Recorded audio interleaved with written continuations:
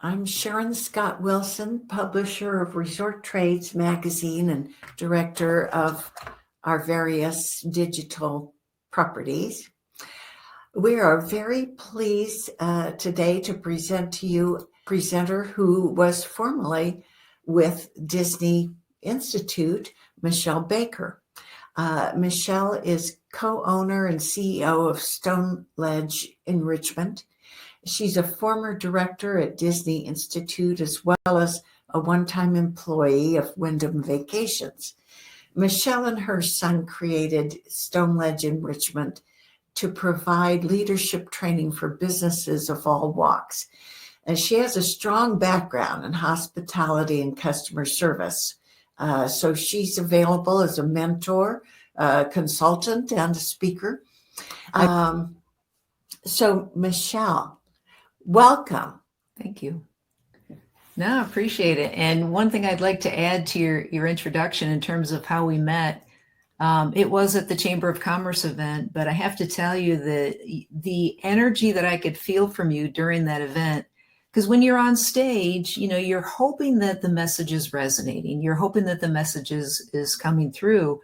And I just so clearly remember your smile and your warmth and your positive validation. And so when we chatted afterwards, after the presentation, and you shared with me your background in resorts and timeshare, I just felt like there was already a connection established. So I just wanted to, I don't know if I ever told you that, but you meant a lot to me during that presentation in Crossville. Oh, well, thank you. And you as well. I've immediately related, and I felt like, boy, you've got a lot of great content, and I wanted you to appear in Resort Trades. So here we are. So as Sharon mentioned, I am Michelle Baker. I'm the CEO and co-founder of Stoneledge Enrichment. And I'm going to get to exactly what our shared background is in just a second. The purpose of this presentation is to really get into one aspect of what we call aligned leadership at Stoneledge. And that's really the cultivation of a leader who understands how to develop others so they're really good with their team members, how to drive business results, because most of us do work for for-profit organizations.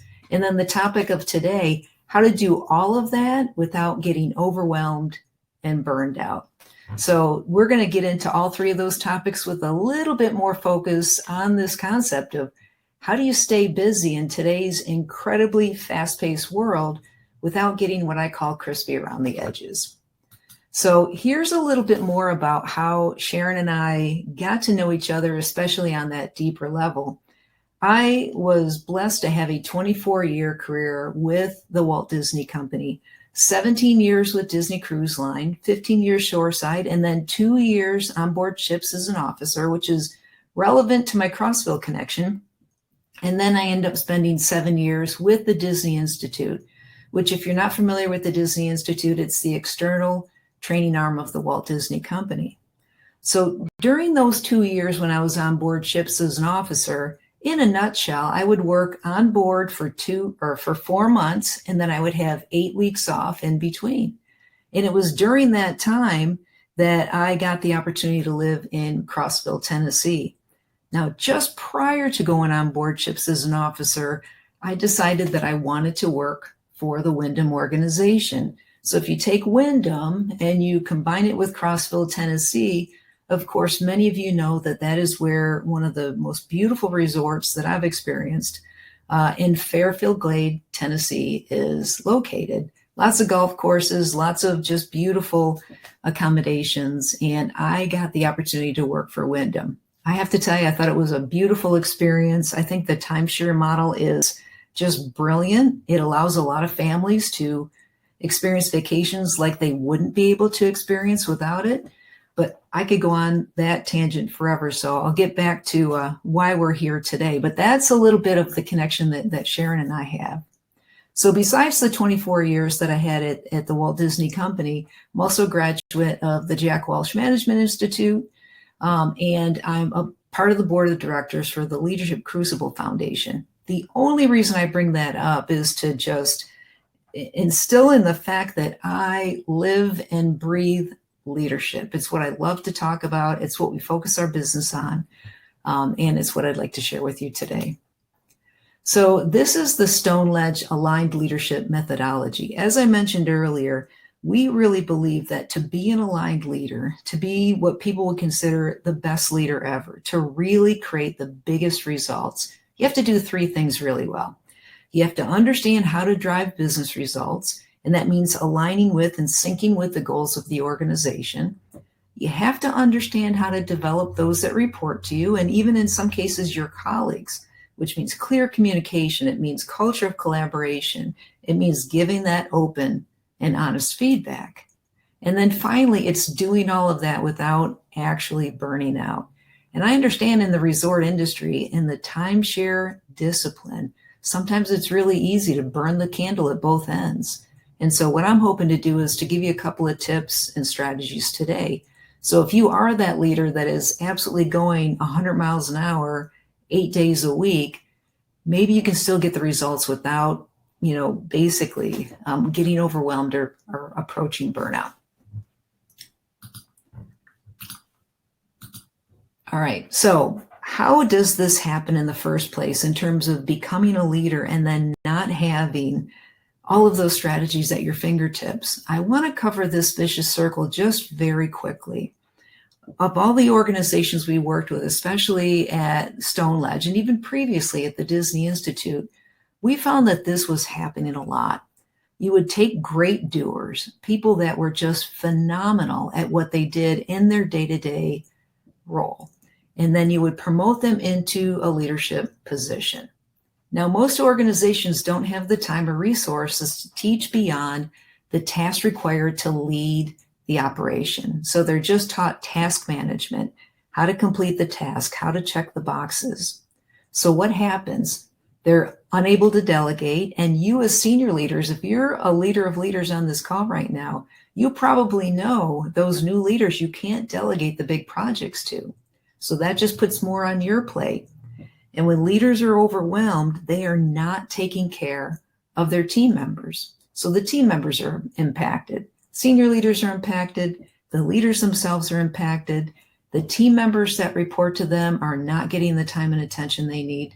So what happens? We've seen it a lot in the last 3 years. People leave. The team member leaves, puts more pressure on the actual leader. Now new leaders are being promoted, and it's just a vicious cycle. So this is one of the key things that we attack at Stoneledge. We help organizations break this cycle. And then we also kind of scale back and say, okay, if the individual leader is being overwhelmed, how can we help them reprioritize their approach so that they're not getting burnout, so that they are giving the time and attention to their team members, so that they are driving the right business results? And I'm going to cover each of those topics just very quickly. So as we started this program saying, and Sharon, I'm so glad that this is what we're talking about today, because I think this is more prevalent than at any other time in at least my work history. And that is this concept of just being completely overwhelmed by the amount of work that's on your shoulders, on your plate. I want to tell a really quick story before we actually get into the tactics. When I was at the Disney Institute in 2020, so in March of 2020, I actually moved from California back to the East Coast to help lead a massive project for the Disney Institute, which of course got pushed by the wayside once this thing called COVID started hitting. Well, during that period of time, we went from 200 people to literally 12 of us that were keeping the ship afloat during this hopefully short-lived thing called COVID. Now, of course, we all know how that worked out in terms of the length of time.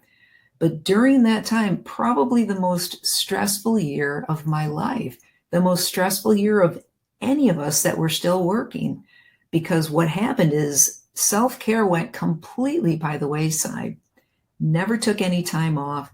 You were basically carrying the load of everyone on the team that was on furlough at that time. And believe me, by the end of the year, we all felt it. You just can't push self-care aside for any length of time. So that's why at Stoneledge, we really talk quite a bit about embracing self-care. Now, that's going to look a little bit differently for everyone. And you see some examples here on the screen. For some people, it might be going to an incredible golf course by yourself or with 3 other people, and then just walking the course and breathing that fresh cut grass and playing great or even playing poorly, but just getting outside. And I think I mentioned golf because, of course, my memories of Fairfield Glade and Crossville in general, golf course capital of Tennessee, right? For others, it might just be meditating on a daily basis, making that a part of your practice. It could be taking a long walk. We call it a midday reset at Stoneledge, where every day we pause what we're doing midday and get out and walk somewhere, whether it's a couple of miles next to the river here in Chattanooga, which is where I am now, or even just around the block a few times. Bottom line, it's going to look different for everyone.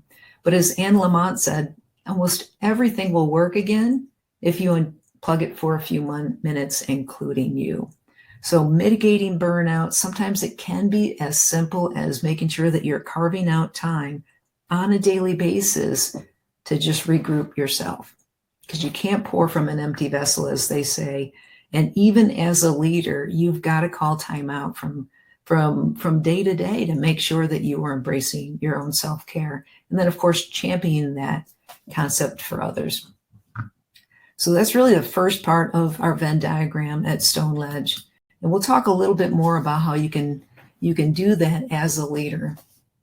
The second thing has to do with developing others. And when we talk about developing people that report to you, and I remember at the Wyndham Resort in Fairfield Glade, I had some pretty good mentors there that really took the time to give me feedback, provide role clarity, to show me the ropes, to make sure I had all the tools I needed to succeed.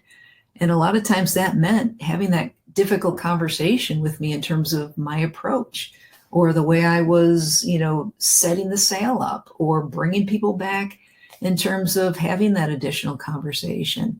That's a big part of developing others, and it takes intentionality. So a couple of things that we talk about, and you can see a picture of my leader there on ships. She's from South Africa all the way to the left. And the team that we put together, that was an incredibly collaborative environment. What does collaborative environment mean? It means that the best ideas come forward because people feel like they have a voice.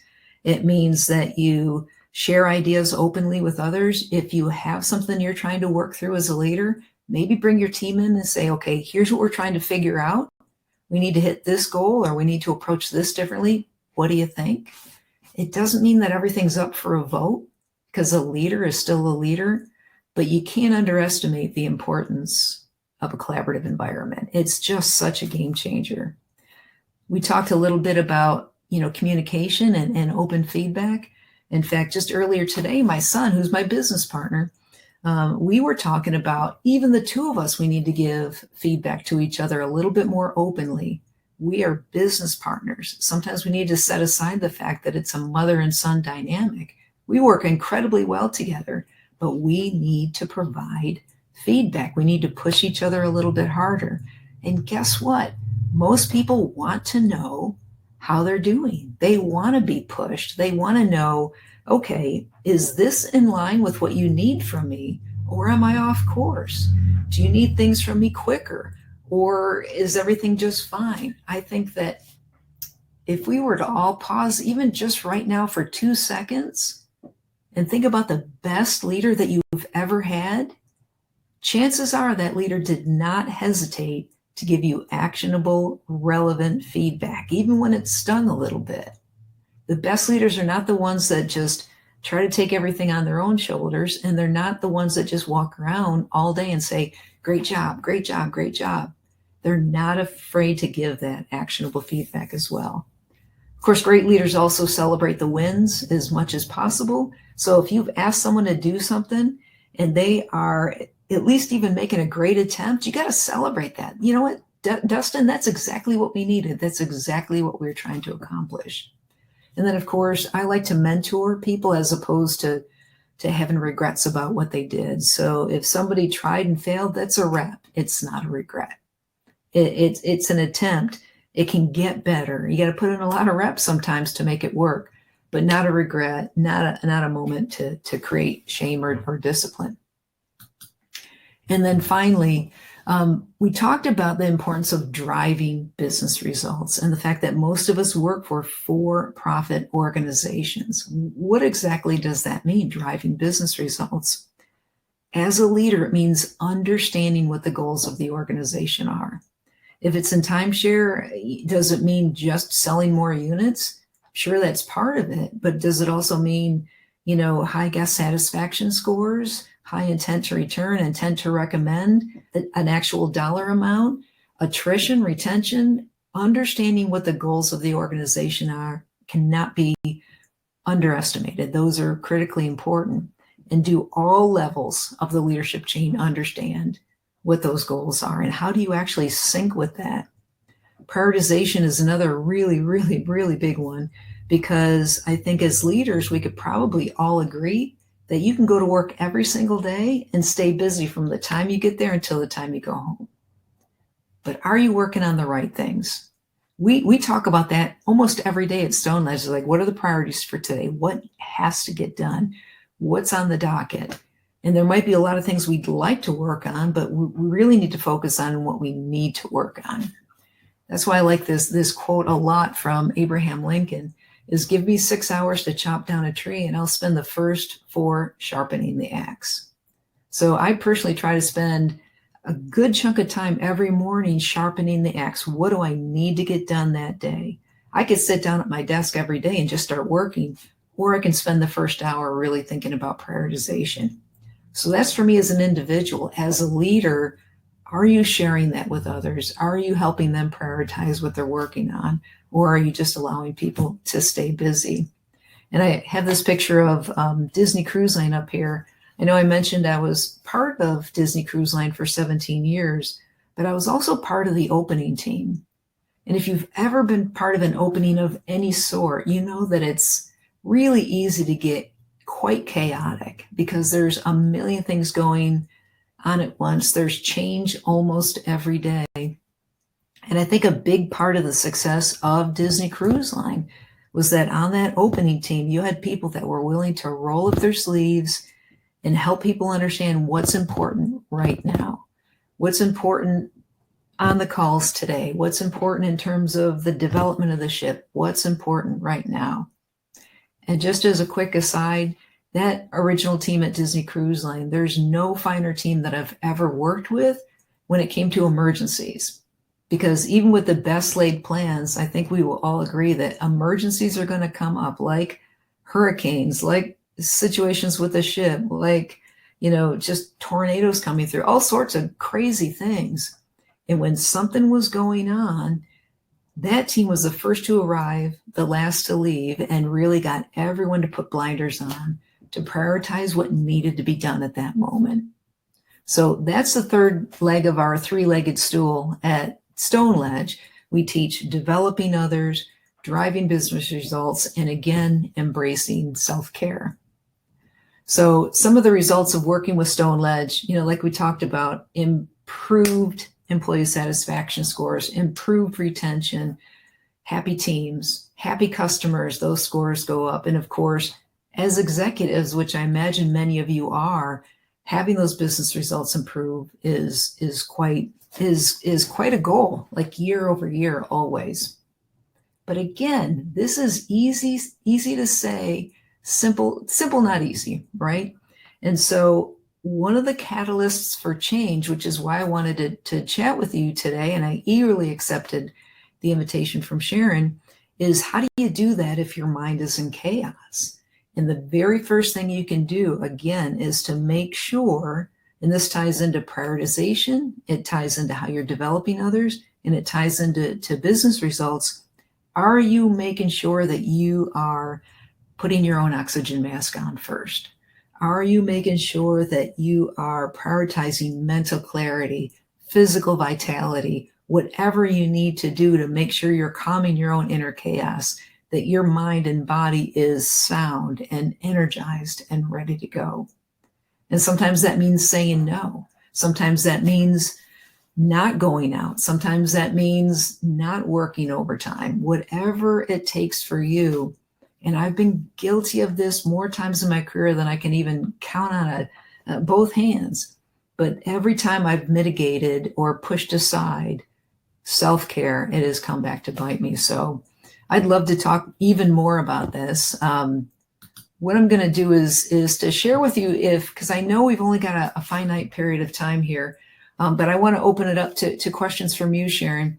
But if you would like, as a leader, to talk about this more, if you want to just ask me any questions that you have on your mind right now regarding leadership, anything, whether it has to do with, my time at Wyndham, or just leading teams, or how to have those difficult conversations, there's a QR code right there. You just go ahead and scan it, and you can book a call with me for 30 minutes. And literally during that call, you can ask me anything you want around the topic of leadership. And also, I do invite you to follow me on LinkedIn. We post a lot on leadership via my channel. And you would just need to type in Michelle Baker, MBA. So Sharon, why don't I turn it back over to you? Do you have any questions for me? Oh, I just enjoyed this so much, because starting with self-care. Mm-hmm. Yes. Tim and I, my husband, and I both had a lot going on lately. Plus, we travel a lot, and self-care is definitely something we neglect, and we don't have an excuse. We have access to a swimming pool. We Nice. should get in each morning and exercise, but we're lazy. We're not lazy. We're distracted. Let's face it. So, and I would encourage anyone who is viewing this on YouTube, please add your comment at the bottom. If you don't have time to chat right away with Michelle, why don't you put in a comment and she will respond, I'm sure. Absolutely. And by all means, Michelle, thank you so much. We'll be hopefully featuring this in an upcoming edition of Resort Trades. Trades looks like. But thank you again. And anytime you want to come back and have more to add, you're invited. Thank you. I appreciate that.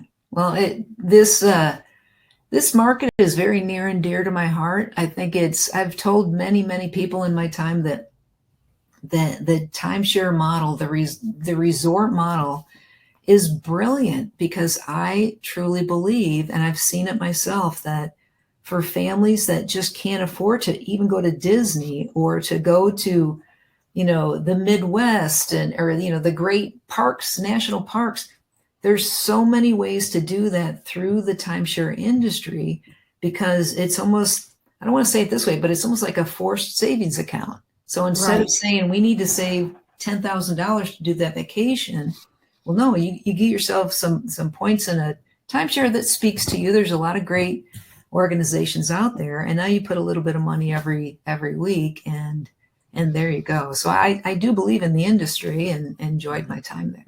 It is. It's a prepaid vacation. Mm-hmm. And you're much more likely, if you own some points or a week or whatever, you're much more likely, even during COVID, timeshare resorts still had a decent occupancy, because people owned their week, and by God, they're going to go. So, yep, I agree. And it has to be done right. I think that in any business, there's shortcuts and all of that, but done right and done with the lens of creating a great environment for the guest. So for the customer, as well as the employee, the people that work inside the company. I like I said, I think that there's a lot of potential there, and it can be a beautiful way to ensure that you are taking that vacation every year, so that you don't burn out as an individual. So you don't wait 10 years to take a vacation. Yeah. Well, Michelle, I hope that you get some clients out of your presentation, frankly, because Mhm. you have so much to share. And I know that other leaders in the industry or even other industries need a refresher course every once in a while. They need someone like you to come in and say, hey, let me remind you what you're doing here. Yeah, no, I appreciate that. And just 10 seconds on that, Sharon, is a couple of different ways we work with organizations. We do offer virtual learning experiences for people that just want to come as individuals. They're interested in improving themselves. With businesses, so with intact organizations, we do everything from coming in to consult to just going on retainer agreements so that we can do ongoing leadership development for their firms if they don't have the resources to do that, to even just doing workshops like you saw at the Chamber of Commerce. So there's a wide variety of ways to engage with the content that we have, which is why I put the book now call, the link to book a call so we can talk about specifics. Yeah, and I'll put that on the. I'll put your information on the YouTube description Okay, below. perfect. So, That sounds great. well, thank you again.